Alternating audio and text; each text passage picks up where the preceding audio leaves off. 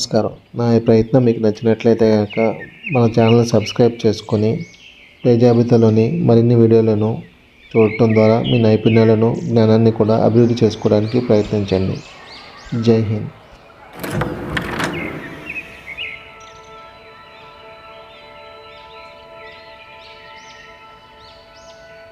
Please like, share and subscribe for more videos.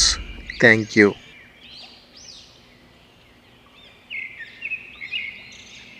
Welcome to my third video on when computers get things wrong.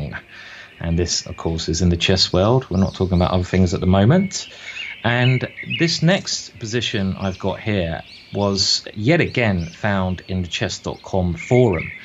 And we're now really in this video, this third video, looking at positional draws. So not necessarily blockades, which we looked at in the first two videos, but positional draws. Now, the way computers are programmed, they number crunch. They number crunch series of moves, vast amount of possibilities. But they don't really think in, well, they can't think in spatial recognition ways, such as humans. Humans will understand concepts straight away. They'll understand shapes straight away. And they'll see things which computers can't see. So let's not forget that. And these two next examples are much easier for a human to solve, even though they're very tricky, but they're impossible compared to a computer. A computer will not be able to find the right answers for these two next, should we say, problems. And again, this first position we see here is a position that could easily occur from a tournament game, from a real life game. This position here is a position where black has a rook, but white has a bishop and 3 pawns. So materialistically speaking, white is 1 point up, but it's black to move. And after rook to h2, it seems like white is in a world of pain. That rook is doing a grand job of attacking the bishop, and white's position is on the verge of crumbling. The computer says something along the lines of plus 1.85 to black, indicating the computer thinks that black is 2 points up. What can we do here as white? Well, again, most computers here will recommend moving the bishop, but let's try that. So if we try moving the bishop, let's say bishop to f3, black will eliminate the pawn on f2, and white no longer has the connected passed pawns. You have to move the bishop again, something like bishop to e2, and the defense of this position is incredibly uncomfortable. I would imagine that every grandmaster in a proper game would convert this position into a win as black. I'd even feel confident here playing against Magnus Carlsen, and we all know how bad some of my endings are with the black pieces. The way black can win is try to get the king into the position slowly, maybe start hitting the pawn, rook g2, even try to get the rook behind and grab one of the other pawns. It's a real uphill struggle to survive. But after the move rook to h2, if we go back to the original position, white has a phenomenal idea, and I've only just saw this today, and it amazed me. It's probably, this is one of my highlights of the day. I don't know if that is sad or not, but take it as you may. I get a lot of pleasure from seeing beautiful things on the board. It's my piece of art. And how does white draw here? Have a think about it if you want to, and you can pause if you need to. There's 2 ways of doing it, but with the same idea in mind, and that is either king e1, or the other way you can do it is king e2. An unbelievable idea. Let's say king to e1, you give up the bishop for nothing, rook takes g2, and now king to f1.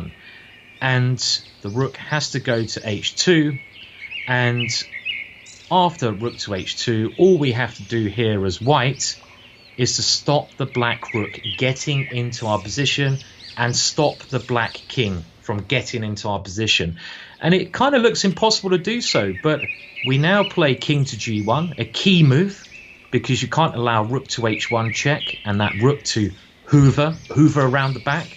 So we've got to control the g1 square, and after something like rook to h8, rook to g2, If black can now play rook to e8 and rook down, black would be winning, but there is a king in the way. The king is blocking the way of the e-file, so king to f6, and now another key move here. If you haven't seen this problem before, what is the key move? Pawn to f3. This controls that rank, the fourth rank, which means the black king can never approach us. And after something, let's say like rook to e8, we just stop the black rook from coming in. We've got to stop it from penetrating our position. So here, king to f2, controlling e2 and e1. If rook to h8, you've got to stop it, that rook coming in.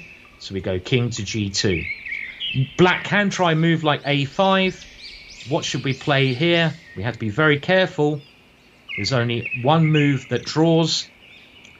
Remember, if you move one of your pawns, you lose control of squares. So all of a sudden, your opponent's king can come in. That would be a losing mistake. If you move the d2 pawn, you lose control of the e3 square. So that would be a big mistake. But what you can play is the very clever move, king to g1, just waiting. And after something like a4, you have to keep it closed on that area of the board. You do not want to open up the b file, so black's rook can enter there. Keep it closed, b4, and now we just wait. King g2, king g1, and as soon as the rook tries to enter, we cover those squares, king f2.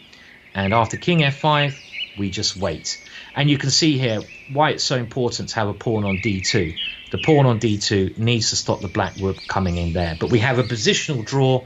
There's no way for black to approach. And I find that quite amazing in some respects, because I don't know if I'd ever consider that king maneuver if it was one of my own games. Maybe now I've seen this. The second example now of a positional draw, and we're going to bring up the next one. And this is the next position which we see here, I call knight power, and it's taken from a study. And if we look at the position, it's quite a strange position. White is approaching up the board and black is going down the board, and it's white to move now. Now the problem here is that there's no way the white knights, which are, let's say, on the wrong side of the board, can stop the black pawn from queening. Black is going to go g2, g1, gain a queen. We then have to think, how is black going to win? Because a queen and a king is winning against two knights. The way black would then win is coordinate, like black would do against the lone white king. Black would coordinate the king and the queen and move them slowly, bit by bit, towards the white king, avoiding any nasty knight checks until we can deliver checkmate. But there is a way for white to draw here, and the way white draws is to first go h6. The point of this move is to force the black king as far away as possible and into an area of the board where we have a very cunning idea. King takes h6, and now we start moving the white knights towards the black king. Knight on b to d6. That knight is trying to capture the pawn on g3 when it would be a draw. Remember, two knights versus a king is actually a draw, not a win. So black plays g2, the only way he can win. And now, very important check, knight to f5 check. And let's have a quick think here. What should black play now? Be very careful where you move your king as black to try and keep winning chances, because knights are so tricky. There's so many knight forks here. And you can do this by the process of elimination. You can eliminate the obvious bad squares the black king can move to until you find a good square. So let's do that. If we go king to g5, what is the best move for white? Knight to d4. And after black queens the pawn, knight to f3 check, creates a fork, and of course the game is a very easy draw.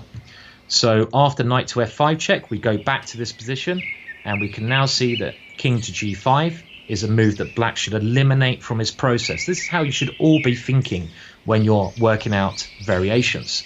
What about king to h5? Well, after king to h5, the white knight can move nearer to the pawn with check, and after king g4, knight to e2, the knight successfully stops that pawn from queening with an easy draw.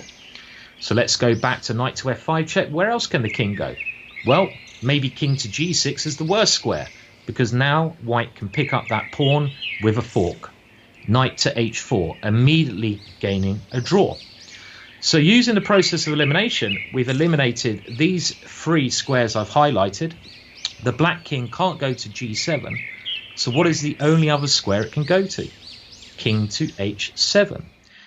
With white's next move, I'm going to give you a chance to solve this. With white's next move, white now guarantees a positional draw. A positional draw that a computer does not understand. So pause the video now and work out what move white should play in order to create a draw and why it is a draw. Well, the move to play is knight on c to e7. And why are we moving the knight here? Well, in order to find this move, we've got to think about how the black king can get into the game. And in this position, the 2 knights guard each other, so they are perfectly safe. Black can never capture them. And look at the squares they control. The knight controls h6 and g7. The other knight controls g6 and g8. So the black king has no way to approach the game. And after black gains a queen, white can just move the king around for the rest of his life because the black king is needed over near the white king in order to gain a win. You can't checkmate a king just with a lone queen in an open position. You need to have the king and the queen coordinating. But there's no way that king can come across because it's got a force field with those white knights around it. So white has gained a positional draw that the computer does not understand.